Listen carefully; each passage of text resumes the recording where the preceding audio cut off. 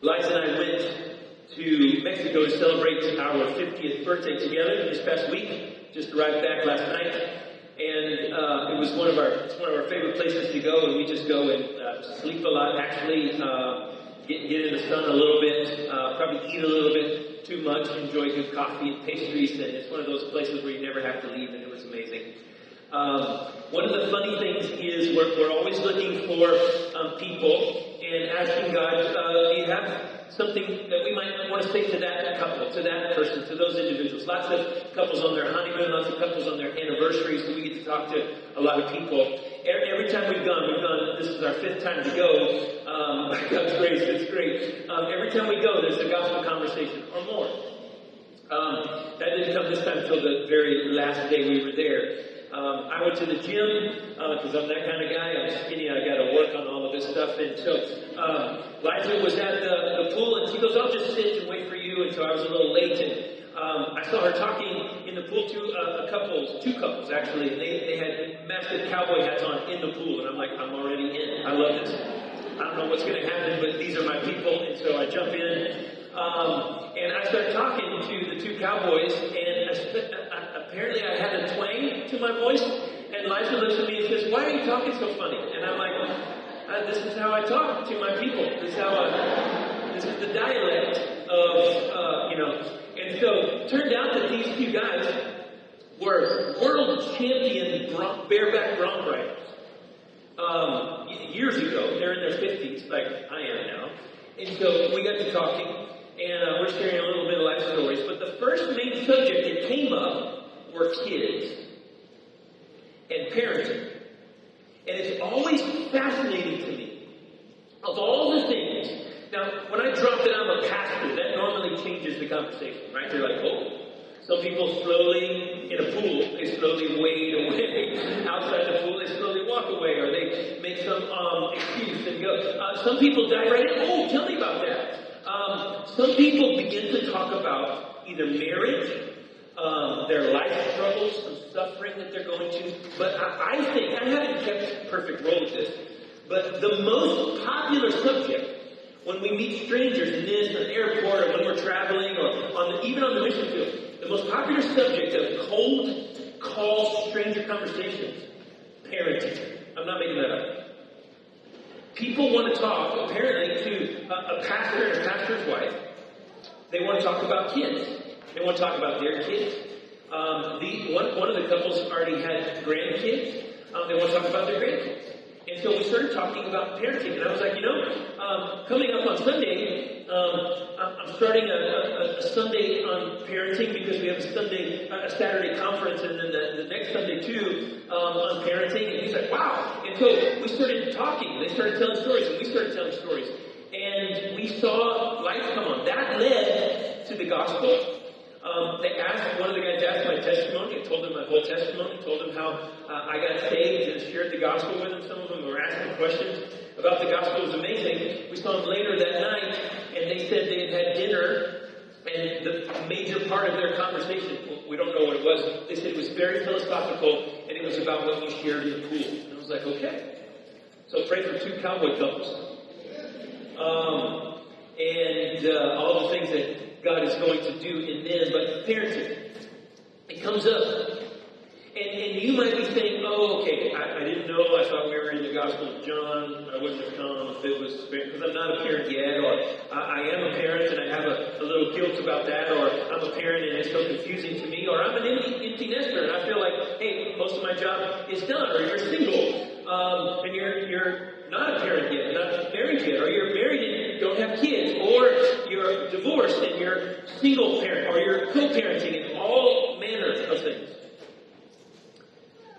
Parenting is critically important. It's a part of all of our lives. One, because all of us are kids of parents. And that's where the complication begins, right? When we start talking about parenting, I have noticed at least 3. I'd say 3 plus 1 things that keep us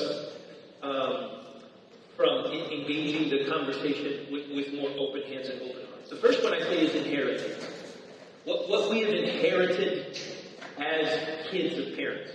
So some of you had great parents, and God bless you. Thank you for that. We We celebrate good parents. Some of you had amazing parents. Some of you didn't. Some of you had multiple parents. Some of you had parents who divorced, and you did the co-parenting thing. Some of you really might not even be able to know who to call parent because you grew up in a system, and maybe you moved through homes. I have some friends like that. They're like, this is the person that I called my parent because they were the most stable force in my life, but it was only stable for 5 or 6 years because everybody else was 6 months, 9 months, a year, and then I moved here. First of all, inheritance. What we bring into our own story has a lot to do with our parents. The great things and the bad things. And so most of us, when we start thinking about our own parenting, or us as parents, we're like, hey, I want to duplicate all the great things and eliminate all the terrible things. That's the inheritance portion. We bring that in. Unfortunately, that leads to the second one, and that's called ignorance, in my opinion. That's because all of the things that we didn't see or didn't understand with our parents, all the gaps in between, if we don't intentionally fill those, we're also struggling in juggling this idea of ignorance. So we got inheritance in the air, all the things that our parents left us. We got ignorance in the air. The most powerful one of the three, the one that comes after, covers all of them, I think it's just survival. That's where we were. As a parent, it is simply survival. Do whatever it takes to stop the chaos of this moment, to get tiny human to bed, to do this, to pay the bills, to do whatever. And so we find ourselves, and this is where Liza and I were for a long time, we moved into this system where we were like, just survive the moment. And then whatever the next moment is, survive that moment. And then whatever the next moment is, survive that moment, survive that day, survive that week. And then you look up and you're like, wow, it's our child's 8th birthday already, and we've just been surviving. That becomes the most powerful thing. The one that troubles me the most is this, and I've met a couple people who are brave enough to say, not only inheritance in the air, ignorance and survival, but one that kind of covers it all. And I've got no other word for it than pride, and that is this sentiment. No one, including you, Mr. Pastor, gets to tell me what to do with my kids. Right? And I don't know if you've ever felt that, but I felt it at times. When someone, maybe my mom, maybe my dad, maybe a mother-in-law, maybe a father-in-law for you, whatever it is, a brother or something like that, they swoop in and they think they know, and they come in and you're like, I don't think I want to see that. I don't know. I like you, but not right now, and I don't know about all of this. And so it's like, hey, these are mine, and so I get to decide. Like, I am the one. That's the most pernicious one, in my opinion, because it kind of stops all of the others. And so, what I'd like to talk to you about today is parenting, but just open things up. I want to seed a couple of things that we'll be talking about all day Saturday, if you want to come, and then we'll finish it up next Sunday. I'm very excited. I hope you join us. But if you've got your Bibles, we do not have it behind me, and that's okay. If you don't have a Bible, I'll read it out to you. We'll be in 1 John, and then we'll be in Ephesians, and then the Gospel of John. And I want to link these things together for you. Simple passages, a few verses at a time. 1 John, chapter 3. And I want to walk through these and just ask some questions, if you'll go with me. Big idea, and then some application. Very, very simple. Then we're going to spend some time in prayer. We're going to celebrate the Lord's Supper. We're going to eat a great meal together. Okay? 1 John, chapter 3. Many of you have this passage memorized. How great the Father's love is lavished on us. We should be called children of God, right? But I want to walk through it a couple of times. This is 1 John chapter 3. If you don't have your Bibles, you can just hear me. Just a couple of verses. 3 verses. See how great a love the Father has bestowed on us, that we would be called children of God, and we are. For this reason, the world does not know us, because it did not know Him. Beloved, now we are children of God, and it has not yet appeared as what we will be. We know that when He appears, we will be like Him, because we will see Him just as He is. And everyone who has this hope fixed on Him purifies himself just as He is pure. Again, see how great a love the Father has bestowed on us, that we should be called children of God, and such we are. For this reason, the world doesn't know us, because it didn't know Him. Beloved, we are now children of God. This is a fascinating idea that John picks up on at the beginning of his gospel. This is the same John who writing in chapter 3. This children of God. I want you to hold on to that because this is the big idea that changed everything for me for parenting. When Liza and I went through the infertility issues that we did, the greatest two gifts of our entire life are our two children. When we got these two children, we were in the thick of parenting. We were trying to duct tape things together from what we inherited and trying to manage our ignorance and trying not just to survive and not have pride. We're trying to do all these things, but we're just duct taping our idea together until years later, the scriptures began to open up and we saw something, which I want to share with you this morning. That was a category shift for us. It was a category shift. And you don't have to be a parent today to have this category shift really, really help you. And I want to show you what it is. In this passage, the children of God idea is really beautiful. That God would lavish his love on us and call us children. Again, John says in chapter 1, he came unto his own, but his own didn't receive him. But to all who did receive him, this is John chapter 1, he gave the right to become children of God. Verse 11 and 12. And that's what we are. It's the same guy's writing. It's almost like a commentary on John chapter 1. So hold that in your mind, how great the love is that God has lavished on us and we should be called children of God. And go back to the left to Ephesians chapter 5. 2 verses, really simple. And I know if you don't have your Bibles, it's a little bit more complicated because it's not on the screen. It's okay. Ephesians chapter 5, starting in verse 1 and 2. We heard from Paul, we heard from John in 1 John. We're going to hear from Paul now, and we're going to hear from Jesus and link them all together. Ephesians chapter 5, verse 1 and 2. Therefore, after the first 4 chapters, be imitators of God as beloved children, and walk in love, just as Christ also loved you, gave himself up for us, an offering and sacrifice to God as a fragrant aroma. Be imitators of God as beloved children, and walk in love, just as Christ loved us. Beloved children, there's the idea, right? 1 John 3, God loved us so much that he called us our children. Paul says, be imitators of God as beloved children. He uses the word beloved in both passages. John does, 1 John 3. Paul does in Ephesians 5. In fact, that word beloved is used 50 times in the New Testament to talk about you, or the whole church, or a specific believer. Not Jesus. It's used another probably 20 times to talk about Jesus, the beloved Son of God. But beloved is used about 50 times to talk about you, or the church, or a specific believer. Be imitators of God, beloved children, and walk in love. Now finally, John 5. We heard from John, we heard from Paul, now let's hear from Jesus in a passage that we've already taught if you've been with us here at Grace House. John 5, this is Jesus when he gets in the first big trouble for healing a guy on the Sabbath, and he begins to offer correction and validation and support for why he did what he did. This is what he says in John 5, starting in verse 19. Just 2 verses. Just 2 verses. We have 3 verses, 2 verses, 2 verses. Very simple. Therefore Jesus answered the Pharisees and said to them, Truly, truly, I say to you, the Son can do nothing of himself unless it is something he sees the Father doing. For whatever the Father does, these things the Son also does in like manner. For the Father loves the Son and shows him all things that he himself is doing, and the Father will show him even greater works than these, so that you will marvel. You see Jesus is saying? He says, hey, listen, I have a relationship with the Father that's so beautiful. I only do what I see him doing, and he loves me, and he sent me to you. I only speak what I hear him speaking. It's all about my relationship with the Father. What is the connection? John, Paul, Jesus. They're all saying something really, really significant. The way I would say it to you is this. Here's the big idea for the day. And we can chew on it a little bit for these few days, and then we're really, really going to unpack it as a whole paradigm for us on Saturday. There's this. The first move in learning how to be a parent is actually learning how to be a child.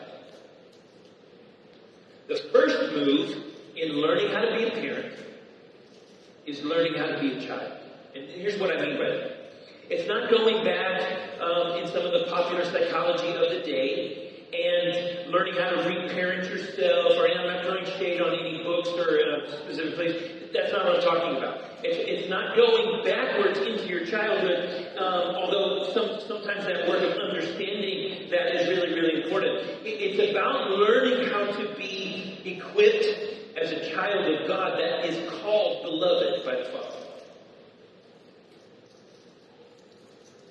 Some of us, all that we're carrying as kids, and we're still operating as kids when we parent, because all of us are.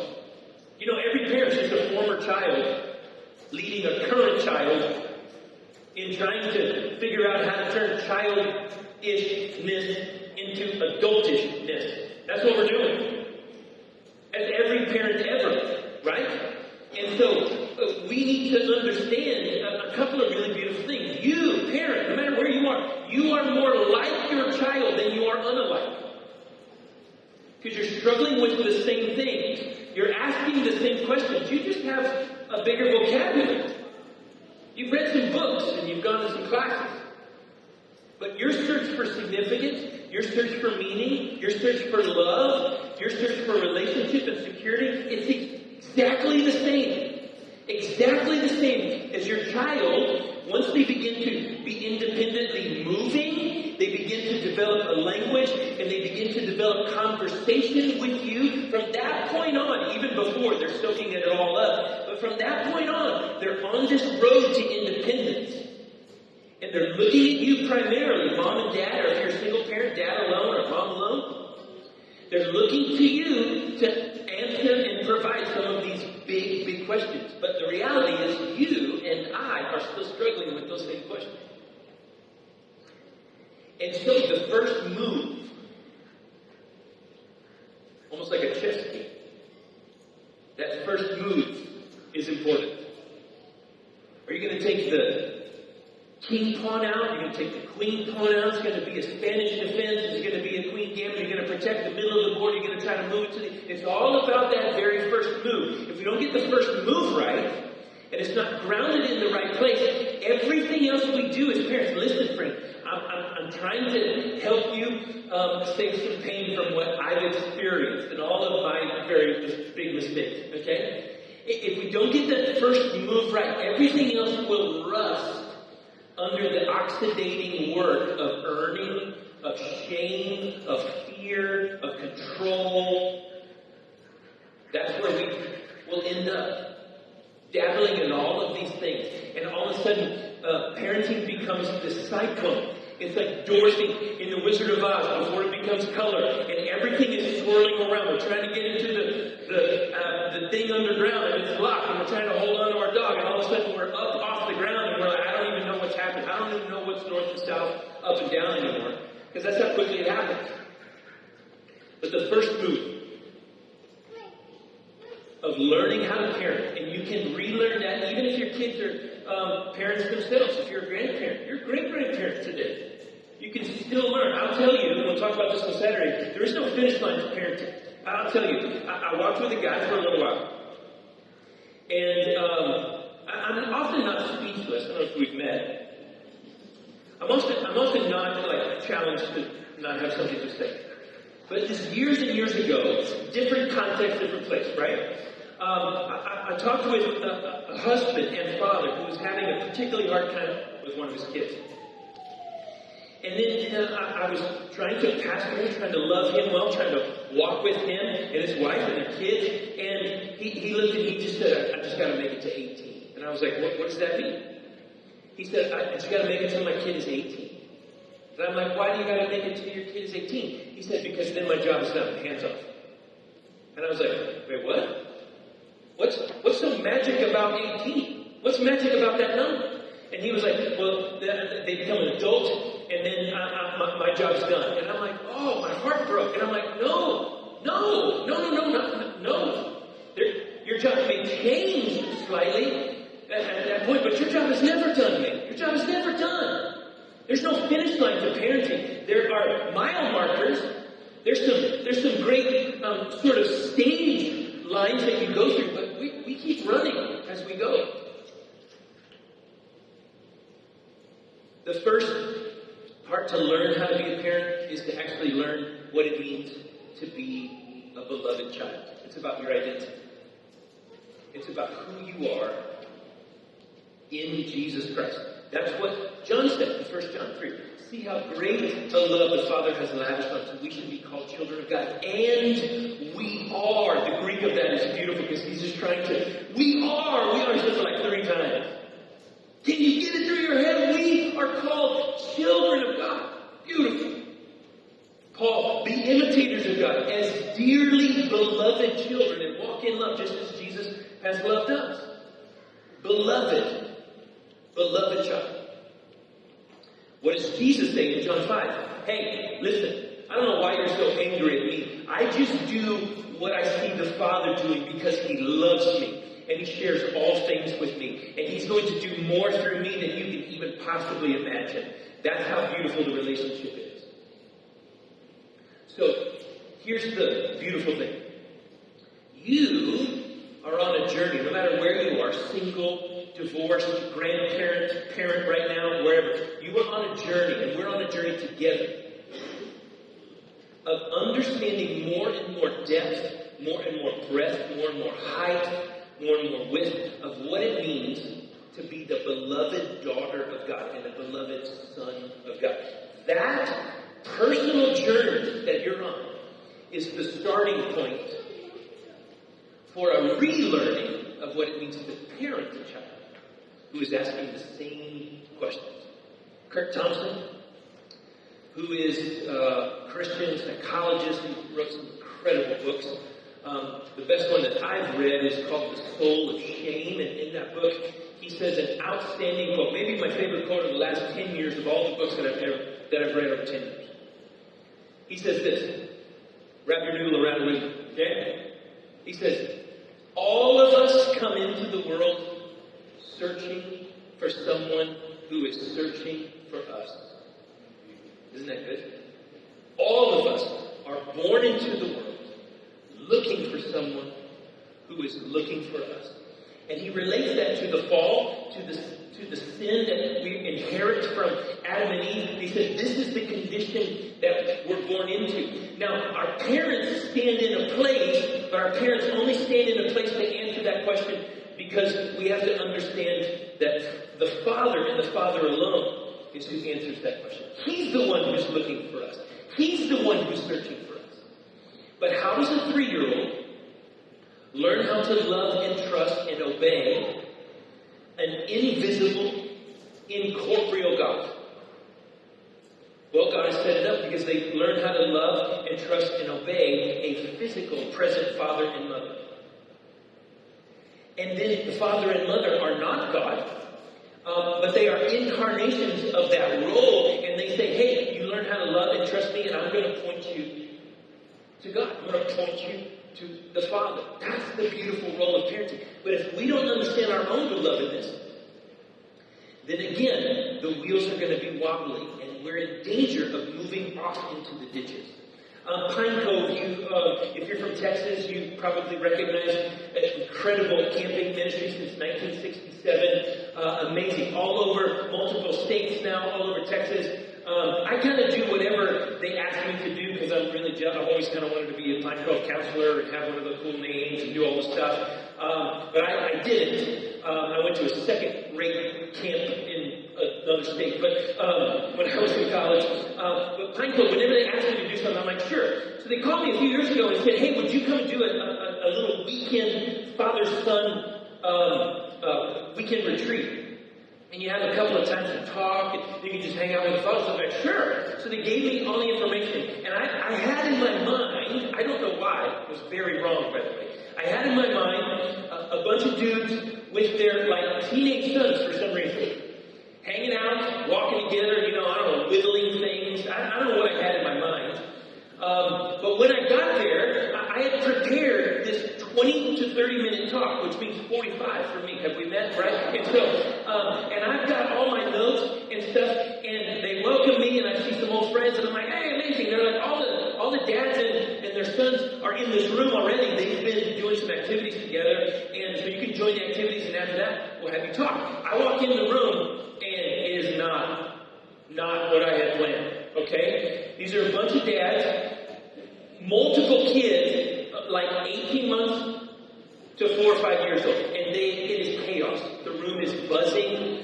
The foundations of the place are starting to crack. I'm like, oh God, my 20, 30-minute talk this is not going to work. And so I'm in the back of the room sweating bullets, like, what am I supposed to do? They're going to give me the floor in just a second. And so I walked up, and by God's grace, He gave me something. He gave me this much to do. So I told the story, and I said, hey, the only thing we're going to do tonight is this. And this was all from the Father. This is probably where something began to start for me. I said, Dads, I want you to take your sons one by one and bring them in front of you. You can be chaotic if you want, no matter. Bring your sons. They're all sitting on the floor. There's no chairs. It's just chaos. All right? Candy wrappers and chaos. And Dads, I'm like, bring your sons in front of you one by one. And I said, take your time. Put your hands on their shoulders and look them in the eye and say this. Repeat after me as you do it. Look them in the eye and say, son, I need you to stay as close to me as possible. I just want you to stay there. Dads were like, okay. And so one by one, I saw it was beautiful. It took 10 minutes because it's chaos. But one of dads, and they didn't know why, but they're looking at their sons, and their sons are looking, and they're attentive, and they're responding. Okay. And Dad's son, I need you to stay as close to me as possible. Okay, all right. And I'm like, okay, one more time. And that was good. We're like, okay, I don't know why I said that, but okay, all right. And I'm like, now, boys in the room, from 18 months old, however young the youngest was, up to 7 or 8, however old the oldest was. I said, now, I need you to go to your dad, and I need you to put your hands on his shoulders. I need you to look him in the eye and say, Dad, I need you to stay as close to Jesus as possible. And the guys were like, wait, what? And then these old men, young fathers began to just weep. These little sons coming. It was beautiful. One after another, coming to a dad, putting their hands on their shoulders and their little voices, Dad, I need you to stay as close to Jesus as possible. And that was the start of a really beautiful weekend. You see, if we think that parenting is just about tips and tricks and trying our best and knowing how to answer the question and knowing how to solve the problem and knowing how to respond to this scenario, then we're going to get into a rut and a rhythm where it's all on you. It's all on you. If you can't figure it out, then you're losing. And you don't want to lose as a parent. You don't want to be one of those people. We all know those people. We pointed at them in airports and family reunions. We're like, hey, I wish they would get it together, like I do, or like I have, or whatever. That's not the rut that we want to be in. But I've been there. I've lived there for years. Some of you may be there. I still frequently visit it. But the first move in learning how to be a parent is actually learning how to be a beloved child. Finding our identity in Jesus, which is hard. One of my mentors, Dave Anderson, who was at Conroe Bible Church in Cyprus, and then at Faith Community Church and Faith Bible Church. I took over for him in 2008 and 9. He's like a father figure to me. He would always say, Scott, the hardest thing for the world at large of unbelievers to believe is that God loves them freely and offers His free grace. He forgives them based on faith alone. It's a free thing. He says it's the hardest thing for the world to believe. I'm like, okay. He goes, you know what the hardest thing is for the church to believe? Exactly the same thing. That God loves me freely. That it's not about what they do or earn. And He already calls them beloved. And that stuck with me. It stuck with me so long. Still today. The first move in learning how to, or relearning how to be a parent, is actually learning how to be a child. If you want to talk more about that, we're going to explore that and all the other things that come from that on Saturday. There are 4 corners to the home in the way that I've begun to see it. The home that we get to parenting. The 4 corners are a model of parenting, a strategy, of parenting, which not a lot of people talk about, okay? The goal of parenting. When's the last time you've ever asked yourself or asked anybody else, what's the goal of our parenting? Let me ask you an honest question. Which you will meet on your teams, if you work at a school, if you're on a soccer team, if you're on a Duke softball team on the weekends, if you work in oil and gas or whatever, all of you have goals, because if you don't have a goal, then you're never going to meet a goal. How many of us have ever talked about the goal of our parenting? And if we don't have a proper goal that's clear, then how are we ever going to meet it? And finally, calling. What is your calling as a parent? We're going to dive into those. We're going to have lots of discussion. We're going to have lots of back and forth. It's going to be an incredible Saturday with Liza and I, mostly me, but I've coached her into sharing. She's so wise. Sharing some of the things, many of the mistakes that we've made, and many of the beautiful things that God has said. And you may know, you're like, Scott, you only have 2 kids. What provides you the right to teach on parenting? I'm like, yeah, but have you met my kids? I mean, they're perfect. Come on. Of course they're not. They're pretty close, but they're not. And neither am I. I'm not a perfect parent. We made tons of mistakes. In fact, we probably teach you more based on the mistakes that we've made than the successes that we've had. But if that were true, who would be equipped and to be the teacher of parenting? Well, maybe not. I mean, there's some people in here that have 7 kids. Maybe then people in here who have 14 grandkids. Maybe it would be you. Maybe if you go back in history, it would be a lady named Valentina Vassilieva. Do you know her? She lived in the 18th century. She was a Russian peasant. She was pregnant 27 times. All with multiples. In history, no one has had more children, wait for it, than Valentina Vassilieva. From 1740s to the 1720s to the 1760s, she was pregnant for 40 years, 27 times. 17 sets of twins. Yep. 6 sets of triplets. And something like 5 sets of quadruplets. She had 69 children. Google it. 69 children. There's a massive photo in black and white of a bunch of Russian peasants. You're like, that all came from, yeah. So would she be equipped to teach on parenting? Maybe. I don't know. Maybe not. But fortunately, it's not about how many kids you have or their great accolades, how many trophies your kids have on their wall, right? We all know that. It's not about that. It's about God showing us and the wisdom from God of what it comes and how it comes through us. So let's walk together in this. Listen, we're a young church. And as Liza and I started praying and we started asking God how we do this, we wanted to get to the gospel. We wanted to get to Jesus right away. That's why we spent all of our Sundays, except for Easter, in the Gospel of John. We wanted to get to Jesus. Jesus is the most important. We'll never stop our embrace and intimate walking with Jesus. After that, we were like, what are the other things that have been important? Marriage? Yes. Young adults, these kinds of dating sort of things? Yes. Life in high school? Yes. Parenting was always number 1 for us. Not because we're experts and we have all the tips and tricks to share with you, but because we're so passionate about it. And no matter where you are in your life, that's relevant in some sense, in real significant way. The last thing I want to tell you, then we'll pray. Some of you are feeling a great amount of shame right now. Just because of the subject. And you may be saying to yourself, or someone who is hissing in your heart right now may be saying this to you. You've already messed up so much. You've already done too much damage. There is no recovery for you. It's too far gone. Do you remember? Do you know? When's the last time? How long has it been? Over and over. Shame. And you feel a cloud settling over you. And you're thinking, you couldn't pay me enough money to come to Saturday to hear more of this. Because I feel so much regret, so much shame, so much guilt. If that's you in any way, I've got something to say. And if I may, it's a very dangerous thing for a pastor to do. Very dangerous. If I may I speak to you as if the Father himself is speaking to you.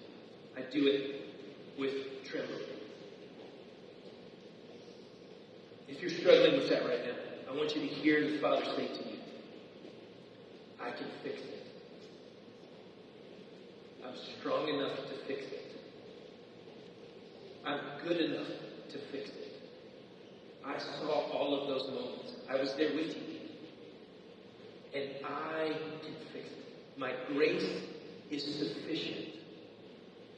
I can redeem all of those things and turn them into beauty. That's what I do. I'm the only one who can. And I'm the best at it. And so if you trust me, let's walk together. Don't feel shame. This is a place for us to struggle together. Let me pray for you. Would you pray with me? Father, we bless you.